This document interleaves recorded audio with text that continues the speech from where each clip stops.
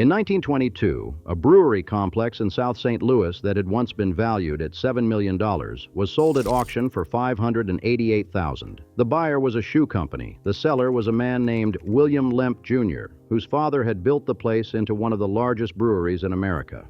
Within months of signing the papers, Lemp walked into the office of the family mansion next door and shot himself in the heart. He was the second Lemp to die that way in that house. He would not be the last. But this isn't really a story about the Lemps, though they'll come back. This is a story about the city they helped build, a city that, for a brief and astonishing stretch of American history, was one of the most important places on Earth, and then, slowly and then not so slowly, became something else entirely. The place that became St. Louis started as a bluff, 40 feet of limestone rising above the western bank of the Mississippi River, 18 miles south of where the Missouri pours in from the west. In the winter of 1763, a French fur trader named Pierre Laclède paddled past the marshy lowlands near that confluence and decided they wouldn't do. Too swampy, too prone to flooding. But when he scrambled up that bluff and looked around, he saw what he needed. High ground, hardwood forest, open prairie stretching west, and the great river curving below like a highway with no toll. Laclède reportedly told his companions that this spot might one day become one of the finest cities in America. He was not wrong, though even he couldn't have guessed how right he was. In February of 1764, Laclède sent his 14-year-old stepson, Auguste Chouteau, back to the bluff with 30 men and orders to clear the trees. Legend says the founding happened on Valentine's Day. Chouteau laid out a grid of streets. Laclède named the settlement for Louis IX, the medieval king of France, and within a year, 40 French families had crossed the Mississippi to settle there. They came because the 1763 Treaty of Paris had handed everything east of the river to the British, and these families wanted no part of British rule. So the founding of St. Louis was, in a sense, an act of stubbornness, people choosing a limestone bluff over a foreign flag. The fur trade built the first fortunes. The Chouteau family, Auguste and his half-brother Pierre, secured monopoly trading rights with the Osage and other tribes along the Missouri River. Beaver pelts, buffalo hides, and deer skins flowed through St. Louis and down the Mississippi to New Orleans. The town changed hands like a card in a poker game. French to Spanish in 1770, back to France under a secret treaty with Napoleon, and then, in 1803, to the United States through the Louisiana Purchase. On the day the transfer became official, St. Louis reportedly flew 3 flags in a single afternoon: French, Spanish, and American. The following year, Meriwether Lewis and William Clark departed from a camp near St. Louis on their expedition to map the vast territory Jefferson had just bought. The city became, from that moment, the gateway. Not a metaphor yet, a literal fact. If you wanted to go west, you came through St. Louis, and people came. The first steamboat, the Zebulon M. Pike, arrived on July 27, 1817, and the city would never be the same. Before steam, a keelboat trip from New Orleans took 3 or 4 months, hauled upriver by men with poles and ropes. A steamboat made the run in weeks, and before long, the run from Louisville took only 50 hours. By the 1830s, more than 200 steamboats worked the western rivers, and St. Louis was their hub. The city sat at the transfer point where the upper Mississippi, the lower Mississippi, and the Missouri all met different kinds of boats, different drafts, different capacities, and cargo had to shift from one vessel to another. That geographical fact made St. Louis permanently, profitably busy. In a single month in 1836, nearly 80 steamboats docked at the landing. By 1855, the city recorded more than 3,400 steamboat arrivals in a single year, more than New Orleans. The population reflected the boom. From fewer than 6,000 in 1830, it rocketed to nearly 78,000 by 1850. In 2 decades, St. Louis had grown by more than 1,000%. Picture the levee in those years. A long cobblestone slope running down to the river, paved first with limestone and later with red granite, lined with steamboats 3 and 4 deep, their twin stacks belching wood smoke, deckhands rolling barrels of flour and whiskey and lead across gangplanks, passengers picking their way through mountains of freight, the smell of hot tar and river mud and roasting coffee and wood smoke, Wagons clogging the streets above the landing, drivers cursing in French and English and German. Warehouses along Front Street bulged with furs, hemp, tobacco, and pig iron. Manuel Lisa's Old Rock House, a limestone warehouse built in 1818, anchored the north end of the commercial strip. It was chaos, and it was wealth, and it was the most exciting waterfront in America. Then, on the evening of May 17, 1849, it all nearly ended. The steamboat White Cloud, docked at the north end of the landing, had been fumigated earlier that day. Cholera was ravaging the city, and the crew had hauled mattresses onto the deck to disinfect them. A stray spark from a passing vessel landed on one of those mattresses. The crew put it out, or thought they did. That night, around 10 o'clock, a smoldering ember inside one of the returned mattresses caught again, and the White Cloud's cabins erupted. Wind carried the fire from boat to boat, and within an hour, 23 steamboats were burning. Sparks leaped to the levee, where stacks of lumber and furs and lead ignited. The fire roared inland, consuming block after block. Volunteer firemen fought for 11 hours. When they realized the flames would devour the entire commercial district, Captain Thomas Targhee ordered buildings blown up to create a fire break. 6 buildings were packed with black powder and detonated in succession. Targhee died in the last explosion, crushed while spreading powder inside a music store. He was one of only 3 confirmed dead, a miracle, given that 430 buildings and 15 city blocks were destroyed. But here is what matters about the Great Fire of 1849. St. Louis rebuilt, and it rebuilt better. The new building code required stone or brick construction. The old French colonial wooden structures gave way to a commercial district of limestone and red brick that announced a city with ambitions larger than the fur trade. The fire, terrible as it was, burned away the past and cleared the ground for something grander. Through the 1850s, German and Irish immigrants flooded in, driven by famine and revolution in Europe. Between 1832 and 1850 alone, more than 30,000 Germans started new lives in St. Louis. By 1860, the population had doubled again to more than 160,000. Missouri was a slave state, and the proximity of free Illinois across the river made St. Louis a center for freedom suits, legal challenges filed by enslaved people seeking their liberty. Many won, but in 1857, the United States Supreme Court ruled against Dred Scott, an enslaved man who had filed his original suit in the old St. Louis courthouse, the building with the cast-iron dome that was, at the time, the tallest structure in Missouri. The decision helped push the nation toward civil war. St. Louis, caught between North and South, would be held for the Union. But the contradictions of the city, free and slave, French and German and American, industrial and agricultural, would never fully resolve. The Germans brought their culture, their work ethic, and their beer. A grocer named Adam Lemp had arrived from Germany in 1838 and discovered that the natural limestone caves beneath South St. Louis maintained a perfect temperature for lagering beer. He abandoned the grocery business and built a modest brewery at 112 South 2nd Street. By the time Adam Lemp died a millionaire in 1862, his Western brewery was one of the largest in the city. His son William took over and expanded the operation to cover 5 blocks around Cherokee Street, above those same caves. A tunnel connected the brewery to the family mansion next door.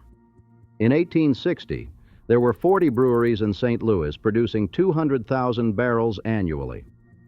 One of the smaller operations was the Bavarian Brewery on Carondelet Avenue, owned by a soap manufacturer named Eberhard Anheuser. In 1861, Anheuser's daughter married Adolphus Busch, a young German immigrant who had been supplying the brewery with materials.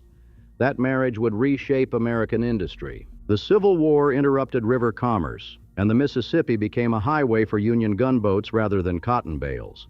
St. Louis stayed in Union hands, barely, and a boat builder named James Eads won a federal contract to construct 7 ironclad gunships at his yard in Carondelet, finishing them in a remarkable 65 days.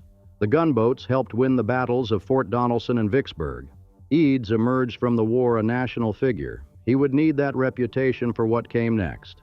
By the late 1860s, St. Louis had a problem that threatened its future. Chicago had built a railroad bridge across the Mississippi in 1856, and rail commerce was booming northward while St. Louis clung to its steamboats. The city's business leaders understood that without a bridge, St. Louis would become a dead end. They hired Eads, who had never built a bridge in his life, and gave him what seemed an impossible task. Steamboat interests had lobbied for restrictions requiring any bridge to have spans and clearance heights never before attempted, 500 feet between piers, 50 feet above high water. Hoping the engineering challenge would kill the project entirely, Eads spent 7 years proving them wrong. He sank the bridge's foundations using pneumatic caissons, a technique never before used in America, driving them more than 120 feet below the river's surface to reach bedrock. 15 workers died from a mysterious ailment they called the bends, caused by the pressurized environment inside the caissons. The steel for the arches came from Andrew Carnegie's Keystone Bridge Company, and Carnegie himself was dubious that steel could work in a bridge. Eads used it anyway, making his bridge the first major steel structure in the world. The whole thing cost nearly $10 million.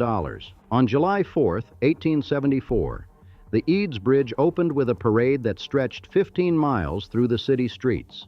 To prove the bridge was safe, organizers first sent an elephant across, the popular belief being that elephants had instincts that would prevent them from stepping onto an unsafe structure. 2 weeks later, Eads ran 14 locomotives back and forth across the span simultaneously. The New York Times had already called it the eighth wonder of the world. It was an engineering triumph and an aesthetic masterpiece, 3 graceful steel arches leaping across the Mississippi. But here was the bitter punchline. The bridge went bankrupt within a year of opening. St. Louis had spent a decade fixated on the river, while Chicago built railroad infrastructure, and now the city lacked the terminal facilities to efficiently move rail freight. The bridge was beautiful and nearly useless.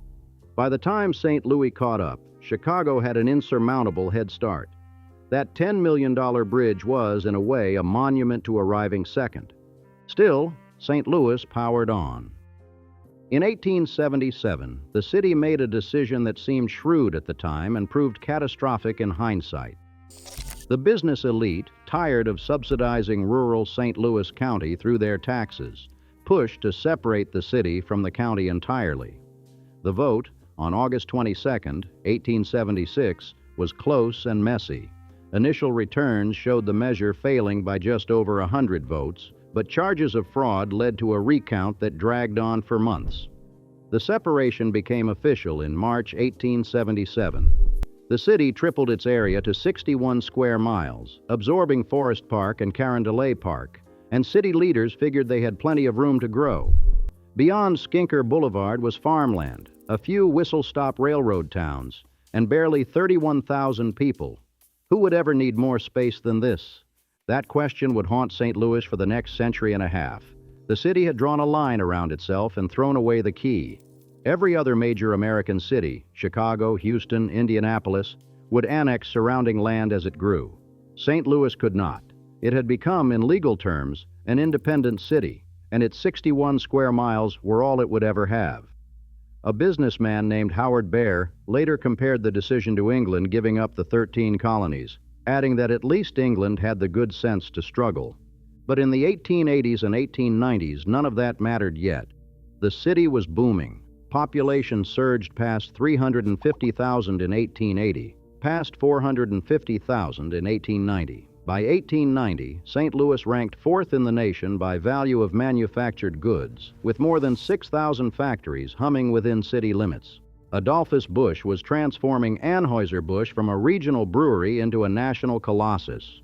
He pioneered pasteurization and refrigerated rail cars, which allowed him to ship beer anywhere in the country without it spoiling. By 1885, Anheuser-Busch was the leading brewery in St. Louis. By the late 1890s, it was the highest-selling brewery in America. In 1891, Busch signed an agreement with a labor union, the first major brewer to do so after a boycott by the American Federation of Labor. It was a pragmatic move, not a sentimental one. Busch understood that contented workers brewed better beer. Meanwhile, a New York transplant named George Warren Brown was proving that shoes could be manufactured in St. Louis more cheaply than in the established East Coast factories. He'd arrived in 1873, worked as a traveling salesman, and in 1878 founded Bryan, Brown & Company to make women's shoes, paying 5 skilled shoemakers from Rochester to come train his workforce. Other manufacturers followed his example. And by the early 1900s, St. Louis was one of the largest shoe manufacturing cities in the country. The International Shoe Company, headquartered in St. Louis, would become the world's largest shoe manufacturer for decades. In 1891, the building that would become St. Louis's most enduring architectural gift to the world rose at 709 Chestnut Street. Brewer Ellis Wainwright hired the Chicago firm of Adler and Sullivan to design an office building, and Louis Sullivan delivered what Frank Lloyd Wright later called the very first human expression of a tall steel office building as architecture. The Wainwright building was 10 stories of red brick and terracotta, its vertical lines soaring with what Sullivan described as the force and power of altitude. It was one of the first skyscrapers to look like a skyscraper, to embrace its height rather than disguise it. Sullivan wrote that such a building must be tall, every inch of it tall, rising in sheer exultation. He meant it as theory. In St. Louis, he made it fact. 3 years later, on September 1st, 1894, St. Louis Union Station opened its doors. Designed by Theodore Link in a Romanesque style modeled after the medieval walled city of Carcassonne, France, the station cost $6.5 million and was, at its opening, the largest and busiest railroad terminal in the world. Its grand hall featured a 65-foot barrel-vaulted ceiling, gold leaf detailing, stained glass windows, and a 2-ton wrought iron chandelier requiring 350 light bulbs.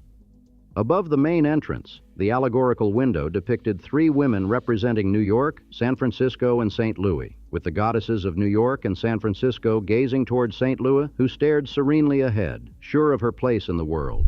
The train shed behind the head house covered 11.5 acres and held 32 tracks. 22 different railroads would eventually operate from those platforms. On a busy day in the 1940s, 100,000 people passed through Union Station. But Union Station's finest hour, and the city's, was still a decade away when it opened. In 1904, St. Louis hosted the Louisiana Purchase Exposition, better known as the World's Fair. The numbers were staggering. $15 million in combined city, state, and federal funds, roughly $538 million in today's money. 1,200 acres of Forest Park and the adjacent Washington University campus transformed into a temporary city of nearly 1,500 buildings. More than 60 countries and 43 of the 45 American states maintained exhibition spaces. The opening day crowd numbered 200,000. Over 7 months, nearly 20 million people walked through the gates. Picture the fairgrounds on a warm evening in the autumn of 1904. The Grand Basin, flanked by monumental Greco-Roman palaces, their white facades glowing under thousands of electric lights, a technology still novel enough to feel like magic. The sound of John Philip Sousa's band drifting from the main pavilion.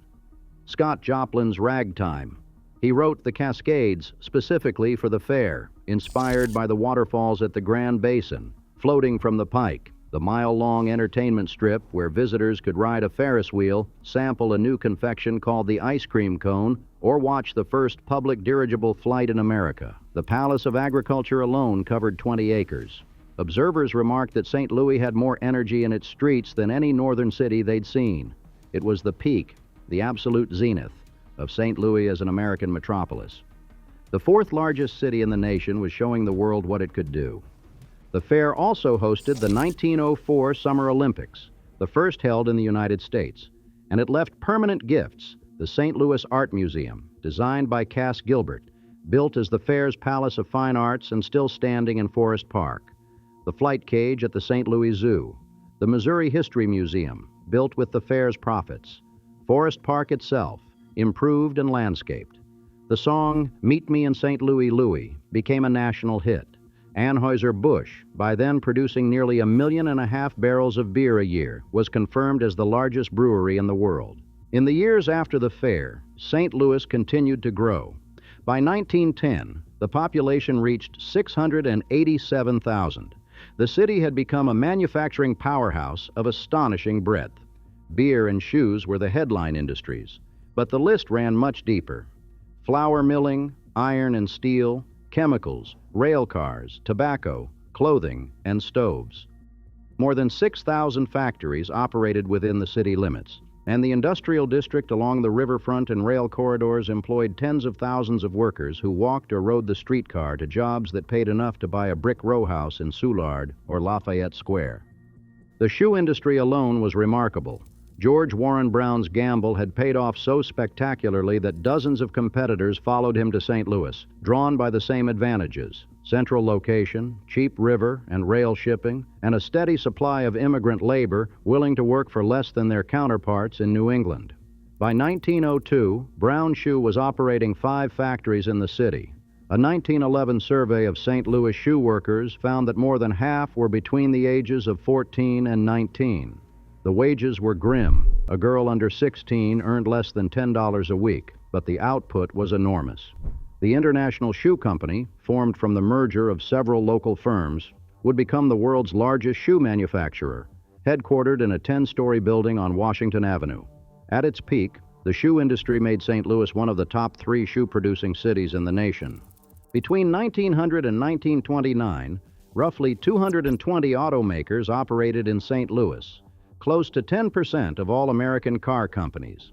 Names like Doris, Gardner, and Moon, mostly forgotten now, rolled off assembly lines in South and North St. Louis. None survived the consolidation that made Detroit the center of the American automobile industry. But for a generation, St. Louis seemed like it might become a serious rival. Adolphus Busch, meanwhile, was spending money as fast as he made it. In the 1910s, his son, August Busch Sr., built 3 upscale restaurants in St. Louis: the Stork Inn, the Gretchen Inn, and the Bevo Mill, as part of an effort to improve the public image of drinking. The Anheuser-Busch Brewery complex on Pestalozzi Street had grown to 142 acres and included 189 buildings, many of them red brick Romanesque structures with crenellated towers and elaborate ornamentation that made the brewery look like a medieval fortress. By 1907, the company was producing nearly 1.5 million barrels a year. Adolphus Busch died in 1913 at his estate in Germany, and 50,000 people lined the streets of St. Louis for his funeral procession. The city's streetcar system, hundreds of miles of track radiating from downtown, carried workers to jobs and families to Forest Park and the neighborhoods spreading west. On a Saturday evening in 1910, you could walk down Washington Avenue and pass department stores lit up like ocean liners, their plate glass windows displaying the latest fashions from New York and Paris. The famous bar store anchored the retail district. Hotels like the Planter's House, where Charles Dickens had once stayed, still drew travelers. The theaters along Grand Avenue offered vaudeville, opera, and the new motion pictures. The saloons and beer gardens of South St. Louis were packed with German and Czech families, the tables covered in white cloths, the lager flowing, a brass band playing in the corner.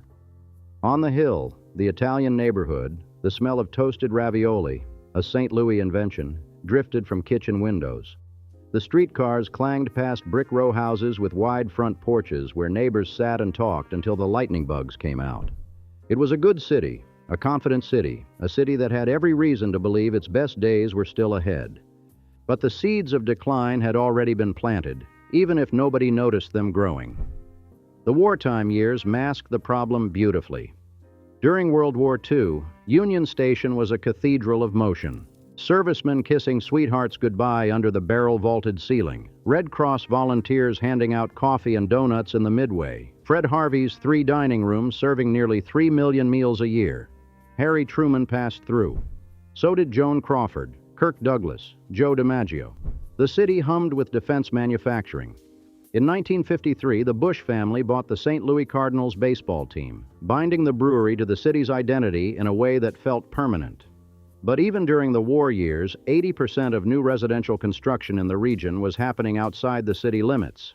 The boundary drawn in 1877 was becoming a wall. That 1877 separation from St. Louis County, the Great Divorce, people called it, meant the city could not annex the new suburbs sprouting along the streetcar lines. Towns like Kirkwood, Maplewood, Webster Groves, and University City doubled the population of St. Louis County between 1910 and 1920, while the city itself grew only 12%. The property tax revenue from those new homes and businesses went to the county, not the city, and the building stock inside those 61 fixed square miles was aging. The grand houses of the 1870s and 1880s were being subdivided into apartments. The tenements near the riverfront were growing more crowded, more neglected. Prohibition struck in 1920, and it hit St. Louis like a sledgehammer to the skull. 20 breweries had been operating in 1919. Only 8 reopened after repeal in 1933. The Lemp Brewery, once valued at $7 million and sprawling across 10 city blocks, had closed permanently. The sale to International Shoe Company in 1922, for 8 cents on the dollar, was the kind of humiliation that becomes a city's parable. Anheuser-Busch survived by marketing yeast and a non-alcoholic beverage called Bevo, but the brewery that had produced nearly 1.5 million barrels a year was, for 13 years, making soft drinks. The Falstaff Brewing Company hung on. The rest were gone. The 1930s brought another blow that barely registered at the time. In 1930, planning began for a riverfront memorial to Thomas Jefferson, a project that would eventually require demolishing 40 blocks of the oldest part of St. Louis. Acquisition and demolition started quietly. The warehouses along the levee, the cast-iron storefronts, the very blocks where the Great Fire had raged and the city had rebuilt itself in brick and stone, all of it was condemned, purchased, and flattened. The only structures spared were the old cathedral, and almost as an afterthought, the small cluster of buildings near the Eads Bridge that became Laclède's Landing. Manuel Lisa's old rock house, which had survived the Great Fire of 1849, was dismantled in 1959 with the intention of reassembling it elsewhere. Most of the limestone blocks were lost or stolen. A few fragments ended up on display in the old courthouse. The riverfront that had been the heart of the city for 175 years became a parking lot, and then a construction site, and then a lawn. The Lemp family itself became a kind of dark mirror for the city's trajectory. William Lemp Sr. had shot himself in the family mansion in 1904, depressed after the deaths of his favorite son Frederick and his closest friend, Fred Pabst. William Jr. shot himself in the same house in 1922, after selling the brewery for a fraction of its value. Elsa Lemp Wright, once considered the wealthiest heiress in St. Louis, had taken her own life in 1920. Charles Lemp, the last family member to live in the mansion, grew reclusive and bitter, and in 1949, he too died of a self-inflicted gunshot wound, leaving a note that read, "In case I am found dead, blame it on no one but me." 4 suicides in one family, 3 in the same house. The brewery that had once anchored the South Side was a shoe warehouse. The mansion became a rooming house. The city reached its peak population of 856,000 in 1950. That number would never be reached again. After the war, the exodus began. New highways, 4 interstates slicing block-wide trenches through established neighborhoods, made it easy to live in the county and work downtown. Federal housing loans favored new suburban construction over urban renovation. The streetcar system, which had knit the city together for decades, was systematically dismantled. The last line, the Hodiamont, stopped running in 1966. By then, the city was hemorrhaging people and tax revenue. Urban renewal, meant to reverse the decline, often accelerated it. In the late 1950s, the city cleared more than 450 acres of Mill Creek Valley, a predominantly black neighborhood, displacing over 20,000 residents. The Pruitt-Igoe housing project, 33 towers of 11 stories each, designed by Minoru Yamasaki, who would later design the World Trade Center, opened in 1954 as a gleaming symbol of modern planning. Within a decade, the skip-stop elevators were broken. The hallways were dark and dangerous. Raw sewage had flooded corridors, and 2/3 of the units were vacant. On July 15, 1972, the city dynamited the first 3 towers in a televised implosion that architecture critic Charles Jenks called "the day modern architecture died." The rest came down by 1976 at a demolition cost of $3.5 million. The 57-acre site has remained largely vacant ever since. The population numbers tell the story in shorthand: 856,000 in 1950, 750,000 in 1960, 622,000 in 1970, 453,000 in 1980, 348,000 in 2000. By the 2020 census, roughly 300,000 people lived within the city limits, a 65% drop from the peak. St. Louis had fallen from the 8th largest city in America to the 76th. Kansas City, within the same state, had passed it. The greater metropolitan area continued to grow, nearly 3 million people. But the city proper, locked inside those 61 square miles drawn in 1877, bled population decade after decade. Factories closed. The shoe industry left first, chasing cheaper labor to rural Missouri, then overseas. The 10-story International Shoe Company building on Washington Avenue sat empty for years before an artist named Bob Casilli transformed it into the City Museum in 1997, a 600,000-square-foot playground built from repurposed industrial artifacts. It was an ingenious reinvention, and it was also a confession. The building was more valuable as a tourist attraction than as what it was built to be. The automobile companies had vanished long before, unable to compete with Detroit. The garment factories were gone. Southwestern Bell moved its headquarters to San Antonio. TWA, which had been based in St. Louis, merged into American Airlines, and the hub at Lambert Airport withered. The last passenger train left Union Station on October 31, 1978, at 11:38 in the evening. The Grand Hall, with its gold leaf and its 65-foot ceiling, and its allegorical window showing St. Louis gazing serenely into the future, fell silent. The station sat empty until 1985, when it reopened as a hotel and shopping mall after a $150 million renovation. The shopping mall eventually failed, declining foot traffic, suburban competition, the usual slow strangulation. Today, Union Station houses a hotel, an aquarium, and a 200-foot Ferris wheel. The train shed, where 100,000 people once passed in a single day, is an entertainment complex. The Metrolink light rail runs underneath, and it crosses the river on the old Eads Bridge, the same bridge that went bankrupt a year after it opened in 1874. The Eads Bridge still stands. The steel arches that Andrew Carnegie doubted and James Eads insisted upon have carried traffic for more than 150 years. In 2016, the bridge completed a $48 million rehabilitation, its first major overhaul. Workers encountered hand-forged pieces and unknown alloys from the 1870s. The engineers said the bridge could serve until at least 2091. It is the oldest bridge on the Mississippi River, and it remains, in its quiet way, the most honest monument in St. Louis. Not a symbol of westward expansion, like the Gateway Arch that rose nearby in 1965. But a record of what happens when a city bets everything on catching up and arrives one generation too late. The arch itself, 630 feet of stainless steel, designed by Eero Saarinen, completed at a cost of $13 million, required the demolition of 40 blocks of the original riverfront to make room for the memorial grounds. The only building spared, other than the old cathedral, was a small stretch of cobblestone streets and cast-iron warehouses north of the bridge.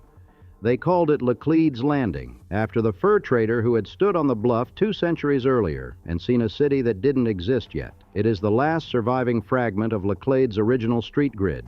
On a quiet afternoon, you can stand on Laclède's Landing and look south toward the arch and the bridge and the river. The cobblestones under your feet are the same red granite laid in 1868. The warehouses are restaurants and bars now. Across the river, East St. Louis, once a thriving industrial city in its own right, is largely abandoned. The levee where steamboats once stood 3 deep is a concrete walkway. The bluff where Laclède scrambled up and notched the trees is buried under the memorial grounds. The Eads Bridge catches the late light. Its 3 arches span the water the way they have since the summer Ulysses Grant was president, when an elephant walked across to prove it was safe, and 14 locomotives tested it at once, and the whole city turned out for a parade that ran 15 miles.